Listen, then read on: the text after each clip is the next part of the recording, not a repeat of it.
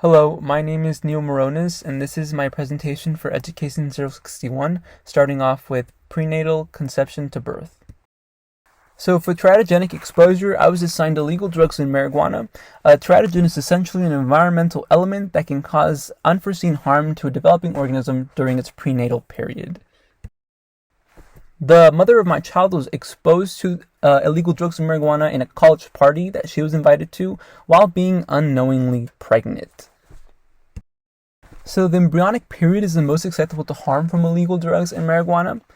Some of the worst things illegal drugs can cause would be brain abnormalities and death. As for marijuana, it causes more long-term problems such as aggression and depression throughout a child's life.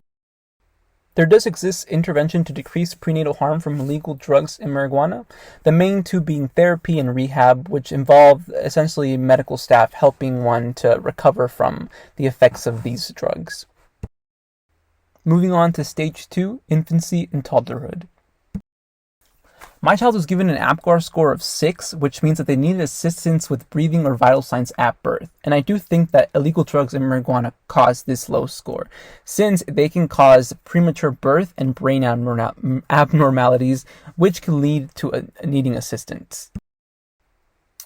So for gross and fine motor skills, my child is currently 2 months of age, and she's barely starting to gain the ability to lift herself up. Recently, she was laying flat on the ground, and as our dog walked in, she got so excited to see him that she lifted herself up with both her arms, which is the first time she's done this. And given that she's 2 months, I should be on the lookout for her being able to grasp small items within the next few weeks. This is stage 3, early childhood. Here we have Piaget's concept of adaptation. Adaptation contributes to alterations in schemes, and it's composed of assimilation and accommodation. Assimilation is the act of using current schemes to interpret the external world, whereas accommodation is creating or altering old schemes to better understand the given environment. Essentially, it lets a child adapt to the given environment and better understand what's going on throughout their lives and over time.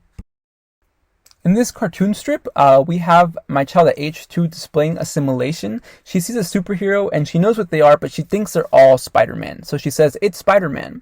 Whereas in age 6, in accommodation, she is able to distinguish superheroes. And she says, "That's actually the Scarlet Witch. Spider-Man wears red and blue." Stage 4, early and middle childhood. Here we have the 3 main stages of fine motor control. At 18 months, we have scribbles, where a child essentially just moves their hands around and scribbles on paper. At 3 years old, we have first representational forms, where these scribbles start to form real pictures as lines are utilized as boundaries.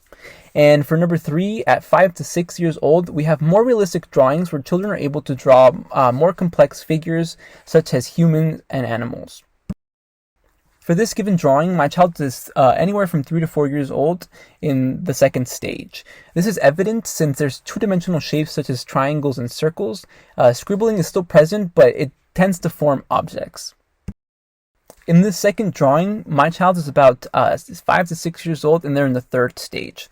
This is evident given that the drawing is complex in that it has a human figure, and this figure has features such as eyes, lips, and nose created by two-dimensional shapes. Stage 5, education and cognitive development. Here we have traditional classrooms and constructivist classrooms. For traditional classrooms, it's a classroom where instructors have all the authority and the students only give input when called on. As for constructivist classrooms, it's a classroom where students are given independence and encouraged to think for themselves. As for social constructivist classrooms, children essentially work with teachers and peers on challenging tasks. As for cooperative learning classrooms, students form small groups and work towards common goals. So I placed my child in a constructivist classroom, and I believe this is best for her given that in this environment, my child will be able to form her own opinions as opposed to agreeing with one individual's opinions, and her critical thinking will be strengthened, which is a valuable skill. Stage 6, adolescence to adulthood. So Erikson's theory is a psychosocial theory which claims that individuals develop personality and ego throughout their entire lives in the process of 8 different stages. In the stage of identity versus role confusion, this crisis is basically individuals being confused as to what their identity is because of prior negative experience or because society tells them that they can't be who they want to be.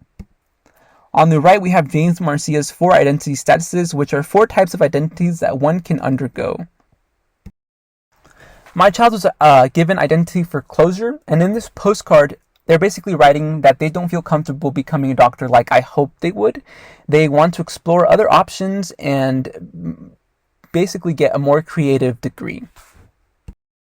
In the second postcard, my child has figured it out. They decided to switch to a graphic design major, and they are much happier than being in biology.